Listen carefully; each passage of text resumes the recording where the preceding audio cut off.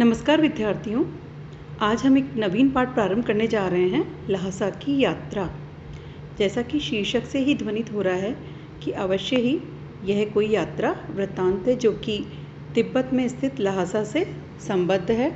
पाठ को प्रारंभ करने से पूर्व हम पाठ के लेखक श्री राहुल सांस्कृत्यायन जी के बारे में जानकारी प्राप्त करेंगे। तत्पश्चात हम पाठ का अध्ययन करेंगे।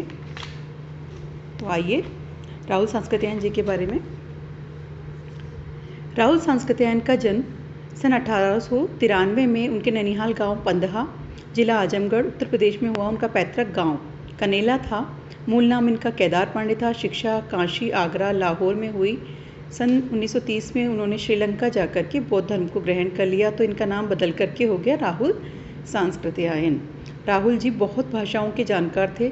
चीनी, तिब्बती, अपभ्रंश, पाली, प्राकृत आदि अनेक भाषाओं का उन्होंने अध्ययन किया, इसलिए उन्हें महापंडित भी कहा जाता है।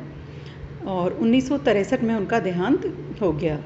राहुल सांस्कृत्यायन जी ने बहुत सी जो साहित्य की विधाएं हैं उनमें लेखन कार्य किया है, जैसे कि उपन्यास, कहानी, आत्मकथा, यात्रा व्रत, जीवन वृत्तांत आदि विविध विधाओं में उन्होंने साहित्य सृजन किया है। इतना ही नहीं, अनेक ग्रंथों का हिंदी अनुवाद भी किया है। जैसा कि आपने ऊपर पढ़ा कि वो बहुत भाषाओं के जानकार थे, तो जो व्यक्ति बहुभाषाविद होता है वह अनुवाद का कार्य अधिक दक्षता से करता है, और राहुल जी ने भी ये कार्य बड़ी दक्षता से किया है।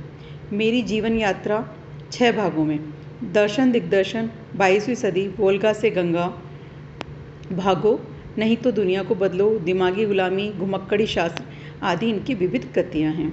साहित्य के अलावा दर्शन, राजनीति, धर्म, इतिहास, विज्ञान आदि विभिन्न विषयों पर भी राहुल जी द्वारा पुस्तकों की रचना की गई। ये सब चीज़ें इस बात को बताती हैं कि इनका ज्ञान जो है वो विविध क्षेत्रों में बड़ा व्यापक रहा। इनके लगभग पुस्तकों की संख्या है 150। देखिए, 150 पुस्तकें इन्होंने लगभग लिखी है। राहुल जी ने बहुत सी लुप्तप्राय सामग्री का उद्धार कर अत्यंत महत्वपूर्ण कार्य किया, मतलब पांडुलिपि लेखन कार्य भी इन्होंने किया है। यात्रावत लेखन में राहुल जी का स्थान अन्यतम है। उन्होंने घुमक्कड़ी का शास्त्र रचा और उससे होने वाले लाभों का विस्तार से वर्णन कर यह बताया कि मंजिल के स्थान पर यात्रा ही घुमक्कड़ी का या घुमक्कड़ का जो है उद्देश्य होता है। घुमक्कड़ी से मनोरंजन, ज्ञानवर्धन एवं अज्ञात स्थलों की जानकारी के साथ साथ भाषा एवं संस्कृति का भी आदान प्रदान होता है। राहुल जी ने विभिन्न स्थानों के भौगोलिक वर्णन के अतिरिक्त वहाँ के जनजीवन की सुंदर झांकी प्रस्तुत की है। कहने का तात्पर्य, जिस स्थान के बारे में उन्हें यात्रा वृत्तांत लिखा, वहाँ की भाषा, साहित्य, कला, धर्म, दर्शन, संस्कृति सभी के बारे में उन्होंने अपनी लेखनी चलाई है। धन्यवाद।